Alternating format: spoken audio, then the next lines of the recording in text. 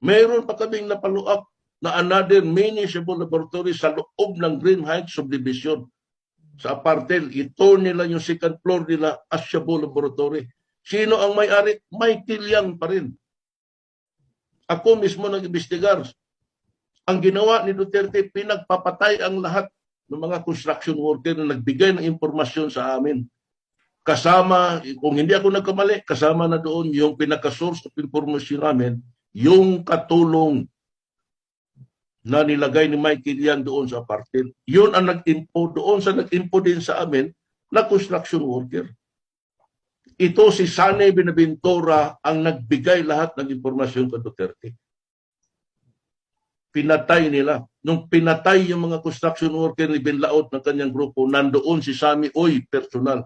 Nakita ko. Pati yung Chinese na babae na kunwari hinold up daw siya ng mga construction worker worth 10 million pesos. Hindi totoo yun. Senaryo na lang yun ni Mayor. When in fact, pinadala ni Mayor sa akin, sinamahan ko si Sami Oy at yung babaeng Pilipina-Chinese o Chinese-Pilipina doon sa Marco Polo.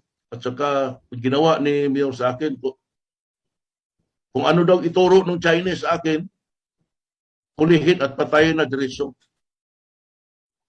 Yan naisip-isip ko. Kung nawalan ito ng mga assaulted jewelries worth of 10 million, bakit hindi sinabi ni Mayor sa akin? Siguruhin motor na at least mayroong ma-recover man lang o kalahati. Wala. Ipapatay diretso.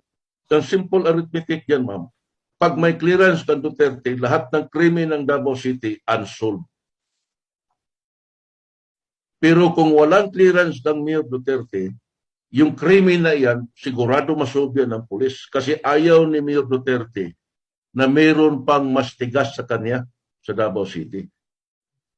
Kahit anong gawin mo, mag-clear ka lang sa kanya, kung okay sa kanya, tahimik lahat yan. Tahimik yan. Kasi control niya lahat eh. Control niya lahat. Yun ang measurement yan. Kaya pag sinabi ni Sane Binaventura na order ni Mayor, so ginagawa agad yan ng mga death squad ng mga station commander sa grupo namin. So pag nakuha, namatay na yung target, tahimik. At saka, isa pa,